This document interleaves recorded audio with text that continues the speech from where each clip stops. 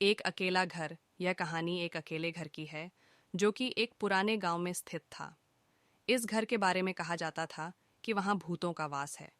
लोग उसे डरावना मानते थे और उसे अपनी कहानियों में भूतिया घर के रूप में शामिल किया करते थे।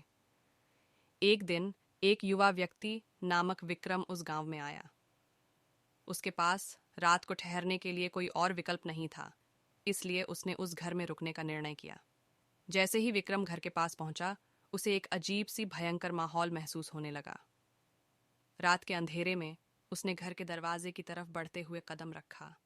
दरवाजा अजीब ढंग से चरमराहटी थी, जैसे कोई अंदर से बाहर आने की कोशिश कर रहा हो। विक्रम ने धीरे से दरवाजा खोला और घर के अंदर दाखिल हो गया।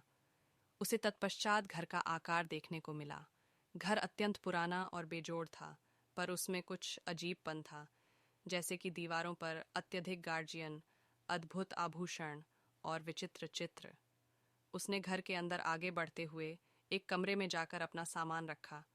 जैसे ही उसने लाइट बुझाई, वह एक भयानक चित्र के सामने पहुंचा, जिसमें एक व्यक्ति का चेहरा अंधेरे में ढला हुआ था।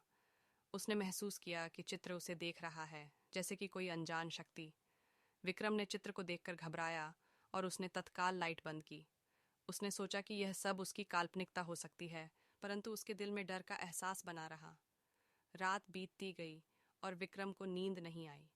अंधेरे का माहौल उसको घेरने लगा।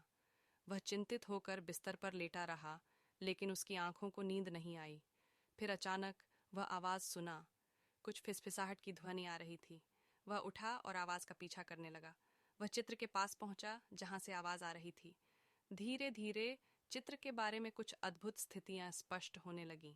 उसने महसूस किया कि चित्र में कुछ गतिशीलता है, जैसे कि चित्र का व्यक्ति किसी और को देख रहा हो। उसने अपनी आंखें मूड़ी और वहां व्यक्ति का चेहरा था। यह व्यक्ति एक वृद्ध आदमी था, जिसके आंखों में एक डरावनी उत्साह था। वह अद्भुत रूप से जिंदा लग रहा था, जैसे कि वह उस चित्र के बाहर निकलने की कोशिश कर रहा हो। विक्रम ने देखा कि व्यक्ति चित्र से बाहर निकलने की कोशिश कर रहा है और उसके होंठों से एक आवाज आ रही थी, बचाओ मुझे, कृपया मुझे यहाँ से निकालो। विक्रम ने चित्र को देखते हुए कांपते हुए कहा, कौन हो तुम? क्या यह सच है? व्यक्ति ने उत्साह से कहा, हाँ, मेरे पीछे भागो, निकलो मुझे यहाँ से, मुझे यहाँ फंसा नहीं देख सकता हूँ। विक्रम को स्पष्ट हो गया कि चित्र के अंदर कोई विचित्रता है और उसके आत्मविश्वास में गहरी झटका पहुंचा। उसने धीरे से पीछे हटते हुए देखा कि उसके पीछे कुछ और है। उसने अपनी आंखें खोली और देखा कि घर के बाहर कुछ नहीं था। चित्र उसके पहले जैसा था और उसके पीछे कोई नहीं था। वह दिमागी तनाव के चक्रव्यूह में फंसा हुआ था।